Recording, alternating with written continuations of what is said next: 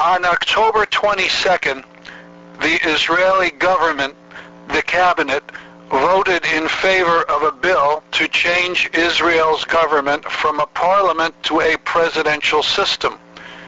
The Israeli press says this is being done so that the far-right Israel is Our Home party will join the current government. I'll be speaking in a phone call to Israel about this to veteran peace activist and one-time member of the Israeli parliament, Uri Avnery. Good evening. Good evening. Why is the Olmert government so eager to have Avigdor Lieberman in his Israel is Our Home party in the government? Well, this is a bankrupt government which has just now lost a war in Lebanon, which has no agenda at all except to stay in power. And Lieberman provides the number of votes will make the government more secure in parliament. It will have, with Lieberman, they will have a big majority in parliament, and this is what Mr. Olmert wants. Besides losing the war, there's been a lot of personal corruption among government people. President Katsav is facing perhaps rape charges. Well, Mr. Katsav is quite unimportant. He's a president who has no power at all. It's more a kind of curiosity than anything connected with policy. This is not really important. I understand that Lieberman is even more extreme than Ariel Sharon. What are Lieberman's views about Israeli Arabs? Lieberman would be called anywhere outside Israel a fascist. His views are fascist views. He wants to turn Israel into a purely Jewish state without any non-Jewish minority, especially no Arab minority. He says that he's ready to give up Israeli territory, the territory on which Israeli Arab citizens are living. That means to drive out the Arab citizens together with the territory on which they are living. But of course this will never happen. What really is the message is that we don't want to have Arab citizens in Israel, nor in the occupied territories. It is a kind of ethnic cleansing. However it is decorated, it's ethnic cleansing pure and simple. This is a fascist idea. And yes, sir. I was going to say, what would it mean to change Israel from a parliamentary system to a presidential system? Well,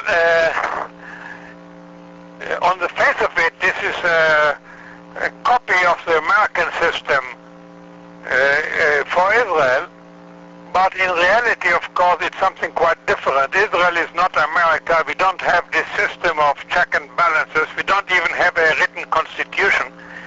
And what it practically means is to have a dictator called president who would have all powers in the country, which would make the parliament, the Knesset, into an unimportant institution. It is a first step towards a leadership system which would be more extreme than the one already existing in Russia.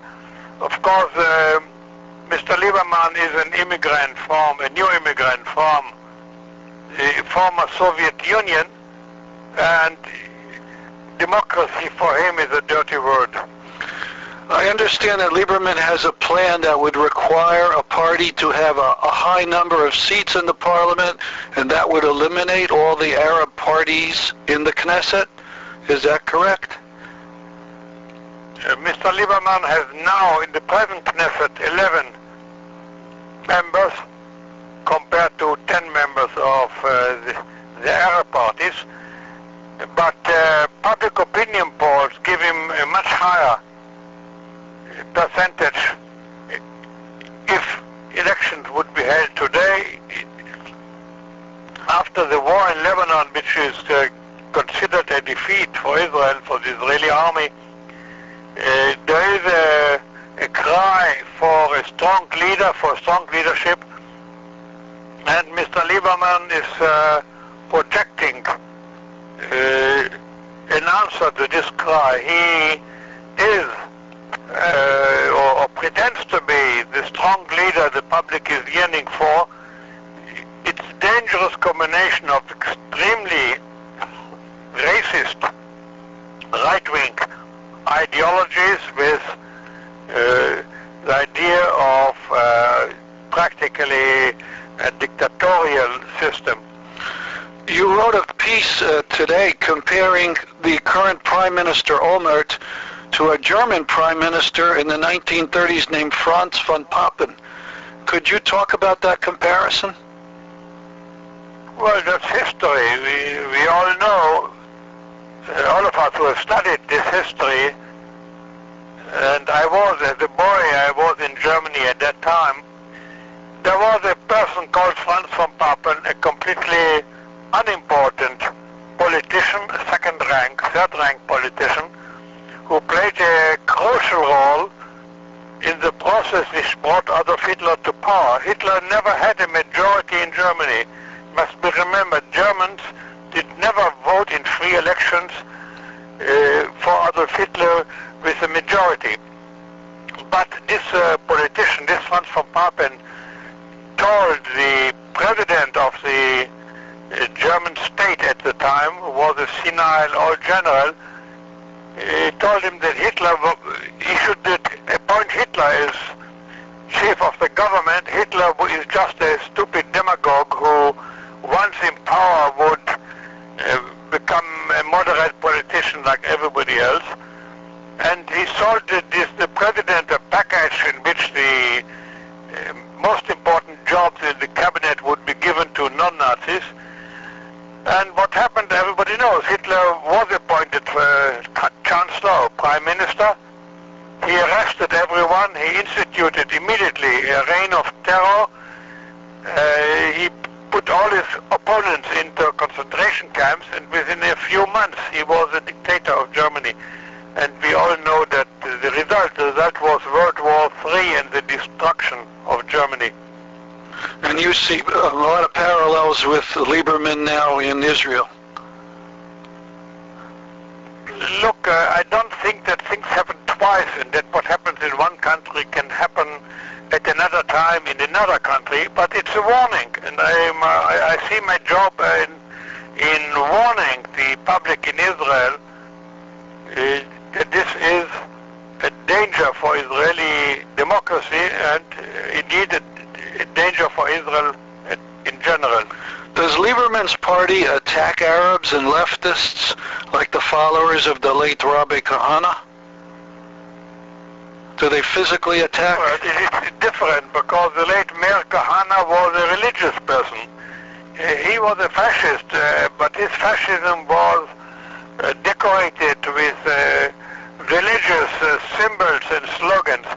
Lieberman is a very secular person because he is a leader of a party consisting almost entirely of immigrants from Soviet Russia. And these people are not religious. On the contrary, they are anti-religious. They are very secular. This is a different. It's a different kind of fascism, but it's the same danger in a different guise. I just have two more questions. Because of Israel's failure in Lebanon, the Lieberman's party has gained and the old Likud party is more popular. Is there any turn by Jewish Israelis towards the left and for peace? Well, the peace forces in Israel are at this moment on the defensive because there is the joining of Lieberman in the government is means that the whole political system in Israel is moving to the right. Lieberman is by far more extreme than Bibi Netanyahu. One of his objectives is to, by becoming a minister in the government, is to outflank Bibi Netanyahu and become the leader of the right wing in Israel, all the right wing in Israel, and he may well succeed. It's a maneuver also from the part of Olmert. It's a maneuver to outflank Bibi Netanyahu, and who has been on the ascendancy. After the war in Lebanon, he's become more popular, and his party is also promised by the polls to gain very much in new elections. So Lieberman and Olmert together are really in a kind of conspiracy to put down Bibi Netanyahu and the Likud party. Is there anyone on the left, any important figures on the left trying to fight this?